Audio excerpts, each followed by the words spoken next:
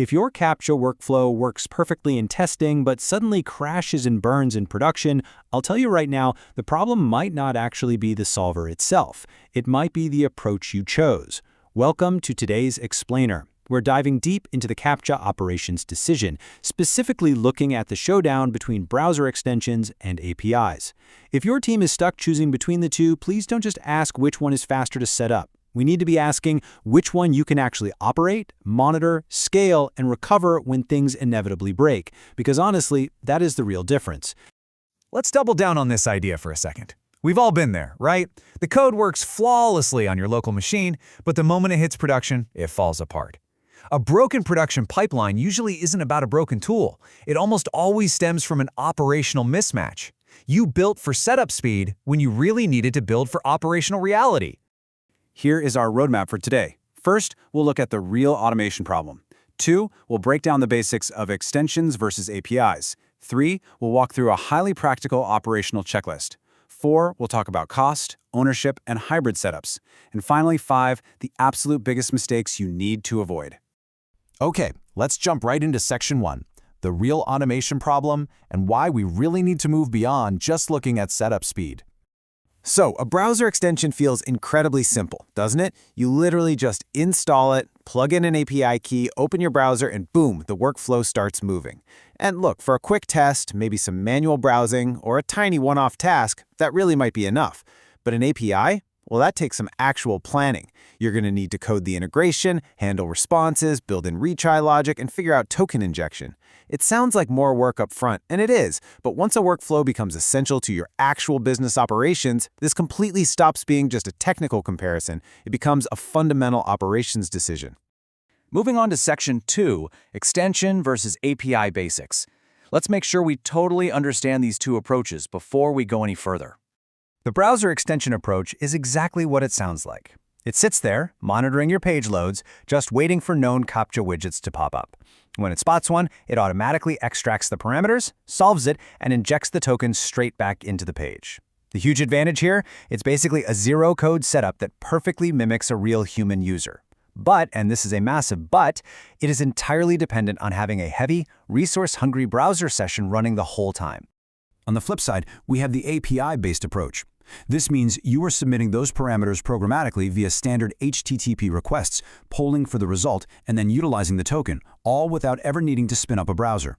Now yes, it totally requires upfront integration work from your developers. However, it grants you absolute full programmatic control across your servers, your containers, and even serverless functions. It's a completely different ballgame. Which brings us right to section 3, the operational checklist. This is where we evaluate the actual technical fit for your team. Let's walk through this step by step. Step 1. Check your workflow maturity. Ask yourself, is this just a quick prototype, maybe a manual process, or a super low-volume task? If so, yeah, an extension might be totally fine. But if this workflow is recurring, if it's high volume, business critical, or tying directly into your back-end systems, an API is unequivocally your strongest long-term choice. Next up, step 2 is evaluating scale, and step 3 is checking your environment. Let's zoom in on that scaling issue for a second, because this is where things get wild.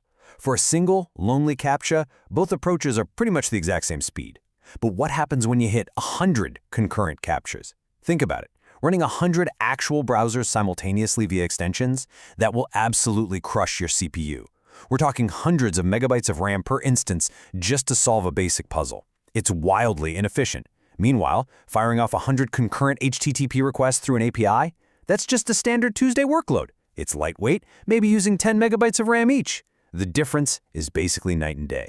And looking deeper at step 3, those environment constraints are huge. Does this workflow need to live in a CI/CD pipeline, a containerized setup, or a headless server? If the answer is yes, API-based solving is going to make your life significantly easier. Sure, extensions can technically load up in headless Chrome, but let's be real, they are notoriously frustrating to manage at scale, and they are way more prone to getting flagged by anti-bot detection systems. Okay, step 4. Define your failure handling. I cannot stress this enough. In a production environment, simply saying, hey, it failed is never, ever going to cut it. You have to know exactly what failed. Was the CAPTCHA not even detected? Was the provider dragging its feet? Was the token flat out rejected? Did the entire browser just crash on you? Did the web page change its layout? Or did the whole workflow just time out? An API actually gives you the programmatic control to figure this out. You can implement custom retries, detailed error classification, and really robust fallback logic. All right, moving into Section 4, cost, ownership, and the hybrid approach. Let's talk about the real business impact here. Step 5 is calculating the true cost. Now, on paper, the per-self pricing between these two looks completely identical. But you really have to look under the hood at those hidden operational costs. You're paying for browser infrastructure, right? You're paying for engineering debugging time, manual support hours, and the ever-present risk of downtime. Listen, a solution that seems incredibly cheap and fast to spin up on day 1 can easily transform into an absolute operational nightmare by day 30. Which ties perfectly into Step 6, defining ownership. These workflows, they don't just live in a vacuum. They touch engineering, operations, security, compliance, QA, the whole shebang. And here's the golden rule. If nobody clearly owns the workflow, then nobody owns the failure. It is absolutely vital that you establish internally exactly who is monitoring those success rates, who is tracking the solve times, and who is on the hook to handle escalation when the entire pipeline grinds to a halt. And Step 7, consider a hybrid approach. Look, sometimes you're dealing with highly complex, super JavaScript-heavy websites that genuinely require a real full browser just for the rendering and the interaction. If that's your situation, a hybrid architecture makes total sense. You basically use the browser for the heavy lifting of navigation and rendering, but you combine it with API-level back-end control for actually solving the CAPTCHA, handling the logging, and executing any necessary retries. Best of both worlds, right? Finally, Section 5, mistakes to avoid. Let's make sure we are safeguarding your production pipelines. Okay, let's run through the classic traps you absolutely need to avoid. Mistake 1, stubbornly keeping a browser extension even after a flow becomes critically important to production. Mistake 2, just totally ignoring that massive CPU and RAM overhead we talked about earlier. Mistake 3, failing to log specific failure reasons. Remember, it broke isn't helpful. Mistake 4, comparing only that initial setup speed instead of focusing on long-term reliability. And mistake 5, automating in unauthorized environments. Seriously, you should only ever be running these workflows in owned, client-authorized, or contractually permitted spaces. No exceptions. So let's bring this all together. Should every single team start right out of the gate with an API? Well, actually, no. If your workflow is small, supervised, or just an experiment, an extension is a great tool. But when should you make the jump to an API? The second your workflow demands scale, monitoring, retries, server-side execution, or just reliable recovery. The rule of thumb here is remarkably simple.